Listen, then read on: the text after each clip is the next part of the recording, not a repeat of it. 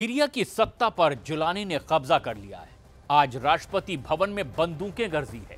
सेना ने सरेंडर कर दिया है और हालात इतने बिगड़ गए कि राष्ट्रपति बशर अल असद को सीरिया छोड़कर भागना पड़ा है। सीरिया जल रहा है। उसे बचाने का दावा करने वाले भी अब सीरिया छोड़कर भाग चुके हैं और अब सीरिया सरदार कमांडर जूली है।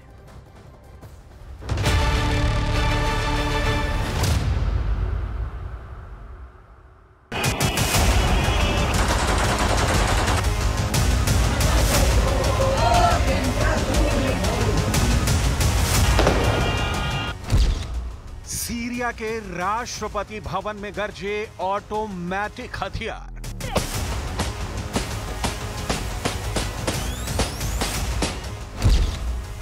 प्रेसिडेंट हाउस में लूटमार शुरू हुई।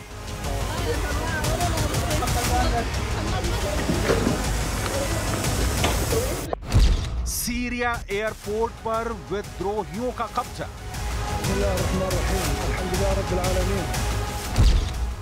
पुलिस हेडक्वार्टर पर विद्रोहियों का कब्जा।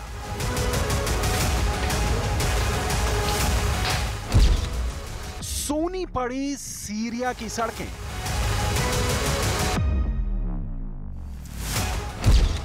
फरार हुए बशर अल असद।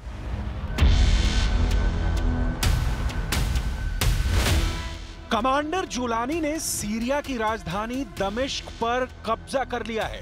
राष्ट्रपति बशर अल असद की सत्ता को उखाड़ फेंका है। प्रेसिडेंट हाउस में हथियारों के साथ विद्रोही घुस चुके हैं।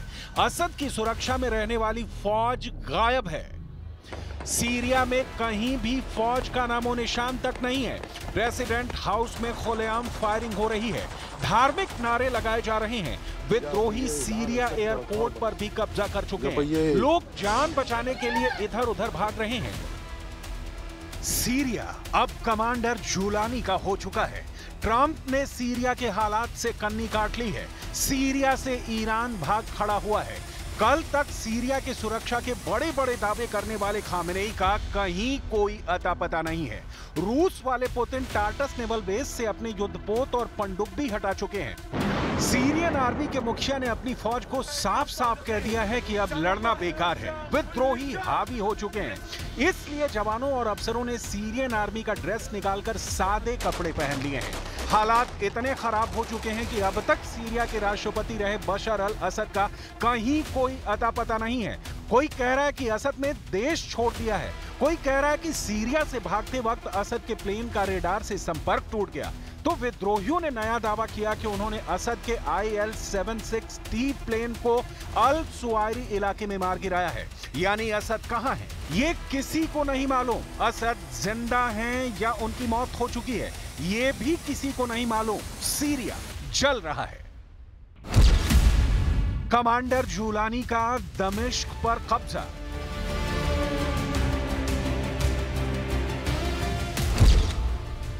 जुलानी ने पूरा किया बगदादी का अधूरा ख्वाब।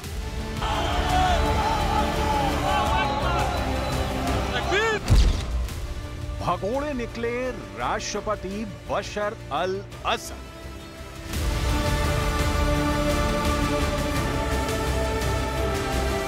सीरिया के राष्ट्रपति बशर अल असद देश छोड़कर भाग चुके हैं। सेना ने असद के देश छोड़ने की पुष्टि करते हुए कहा कि देश में राष्ट्रपति की सत्ता खत्म हो चुकी है। सीरिया में पिछले 11 दिनों से विद्रोही गुटों और सेना के बीच कब्जे के लिए लड़ाई चल रही थी। इस बीच विद्रोही लड़ाके रविवार सुबह राजधानी दमिश्क में घुस गए। सीरियाई पीएम ने विद्रोहियों को सत्ता सौंपने का प्रस्ताव दिया है। पीएम मोहम्मद गाजी अल जलाली ने एक रिकॉर्डिंग में कहा कि वो देश में ही रहेंगे और जिसे भी सीरिया के लोग चुनेंगे उसके साथ मिलकर काम करेंगे। CNN की रिपोर्ट के मुताबिक पिछले एक हफ्ते में विद्रोहियों ने सीरिया के 4 बड़े शहरों पर कब्जा कर लिया है। इनमें अलेप्पो, हमा, होम्स और दारा शहर शामिल हैं। विद्रोही लड़ाके राजधानी दमिश्क में दारा शहर की तरफ घुसे हैं, जिस पर उन्होंने 6 दिसंबर को कब्जा किया था। दारा वही शहर है जहां से 2011 में राष्ट्रपति बशर अल असद के खिलाफ विद्रोह की शुरुआत हुई थी और पूरे देश में जंग छिड़ गई थी। दारा से राजधानी दमिश्क की दूरी करीब 100 किलोमीटर है। यहाँ स्थानीय विद्रोहियों ने कब्जा किया है। वहीं अलेप्पो, हमा और होम्स इजरायली चरमपंथी ग्रुप हयात तहरीर अल शाम की गिरफ्त में है। संघर्ष की वजह से अब तक 3,70,000 लोगों को विस्थापित होना पड़ा है। بعد غياب 13 سنة عن حماة اليوم نحن بحماة تاريخ 6/12/2024 هي ساحة العاصي بال 2011 طلعنا نقول لنا هنروحك يا حافظ وهلا بتاريخ सीरिया पर जुलानी के कब्जे से वहां के लोग भी खुश हो रहे हैं। सुनिए इन बुजुर्ग महिला को, जब विद्रोहियों के कब्जे पर इनसे सवाल पूछा गया तो इनका सब्र जवाब दे गया।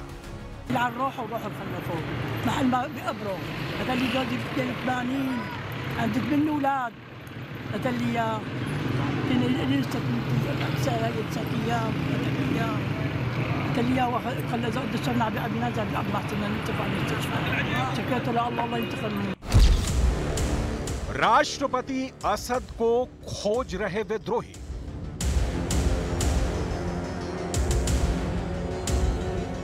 CNN की रिपोर्ट के मुताबिक दमिश्क पर कब्जा करने के बाद विद्रोही बशर अल असद को खोजने में जुट चुके हैं। वक्त बदल चुका है, सत्ता बदल चुकी है।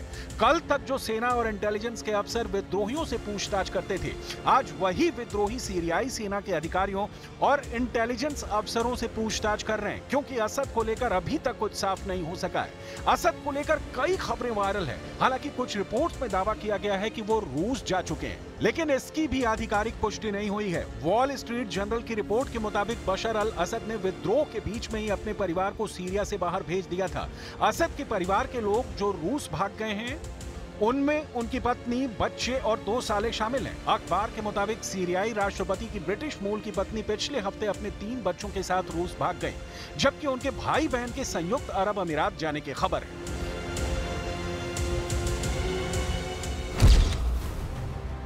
जुलानी के गुलाम बने सीरियाई पीएम जलाली।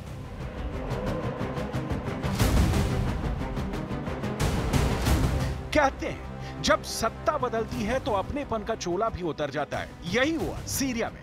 असद के बारे में अभी तक कुछ साफ नहीं है। सीरिया के पीएम ने सबसे पहले असद के बारे में कहा कि उनकी असद से आखिरी बातचीत शनिवार को हुई।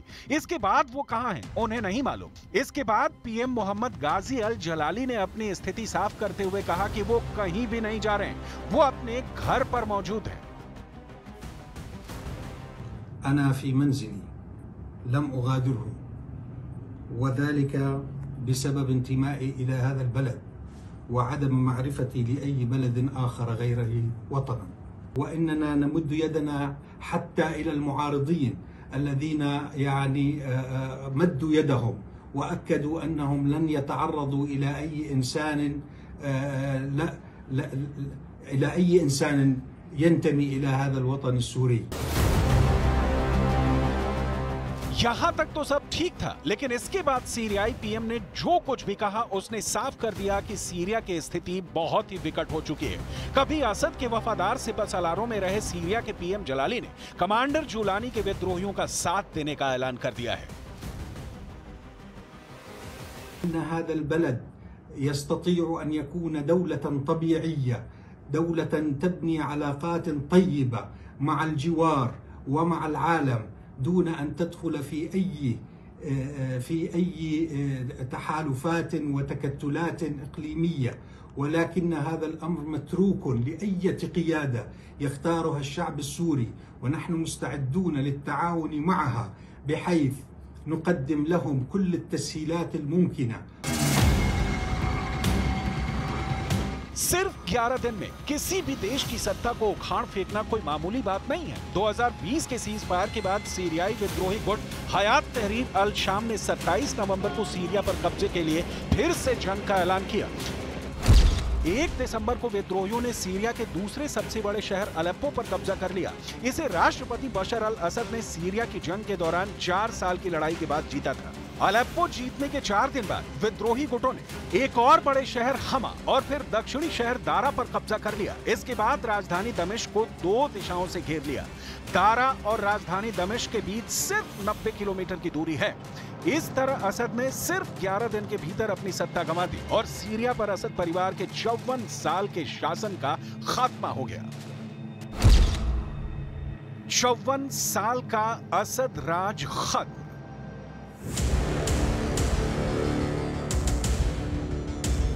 असद के सत्ता से हटने के साथ ही सीरिया में करीब 54 साल लंबे असद परिवार के शासन का अंत हो गया। बशर के पिता हाफिज अल असद 1971 में सीरिया के राष्ट्रपति बने थे और अगले 29 सालों तक देश के राष्ट्रपति रहे। साल 2000 में हाफिज की मौत के बाद बशर ने सीरिया की सत्ता संभाली। इसके बाद से बशर सीरिया के राष्ट्रपति थे। 2011 में जब मिडिल ईस्ट में अरब क्रांति की शुरुआत हुई, तब सीरिया में भी असद के खिलाफ विद्रोह शुरू हुए, जिन्हें बेरहमी से कुचल दिया गया।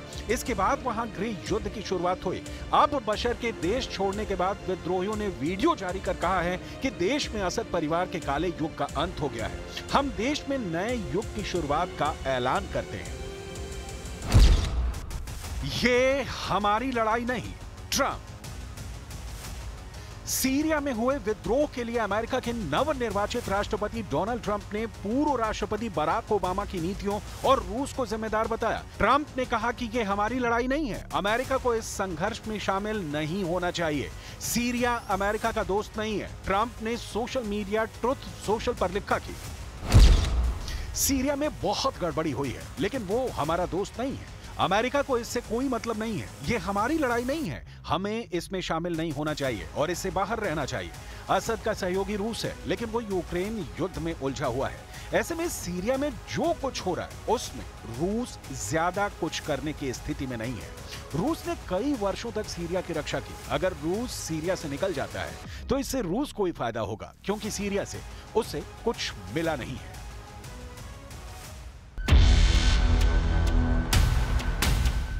अब जान लीजिए कि आखिर इस विद्रोह का दुनिया पर क्या असर होगा। एक्सपर्ट्स के मुताबिक यह पश्चिम एशिया में वर्चस्व की लड़ाई है। सीरिया की भौगोलिक स्थिति बेहद अहम है। सीरिया की सीमा इराक, तुर्की, जॉर्डन, लेबनान और इजराइल से लगती है। सीरिया पर नियंत्रण अहम व्यापार मार्गों, ऊर्जा गलियारों तक पहुंच प्रदान करता है और पूरे क्षेत्र में प्रभाव डालने के लिए एक आधार प्रदान करता है। विद्रोह का रूस पर बड़ा असर होगा। पश्चिमी एशिया में सीरिया उसका सबसे भरोसेमंद पार्टनर है। साथ ही 2011 में बशर के खिलाफ विद्रोह के बाद से रूस बशर को हर तरह की सैन्य, आर्थिक और रणनीतिक मदद देता रहा है। इस वजह से रूस चाहता है कि बशर सत्ता में बने रहें, जबकि विद्रोहियों को अमेरिकी समर्थन प्राप्त है। ऐसे में बशर की सत्ता जाना रूस का बड़ा नुकसान होगा। आने वाले दिनों में कच्चे तेल के दामों में उछाल देखने को मिल सकता है। इससे भारत पर भी असर पड़ेगा। वहीं हाल में पावर और सोलर प्लांट प्रोजेक्ट पर दोनों मुल्क साथ काम कर रहे हैं। भारत ने 2022 में इसके लिए 28 करोड़ डॉलर की सीरिया को मदद की थी। साफ है, इस विद्रोह का असर रूस और ईरान पर ही नहीं, बल्कि दुनिया के कई हिस्सों पर पड़ने वाला है।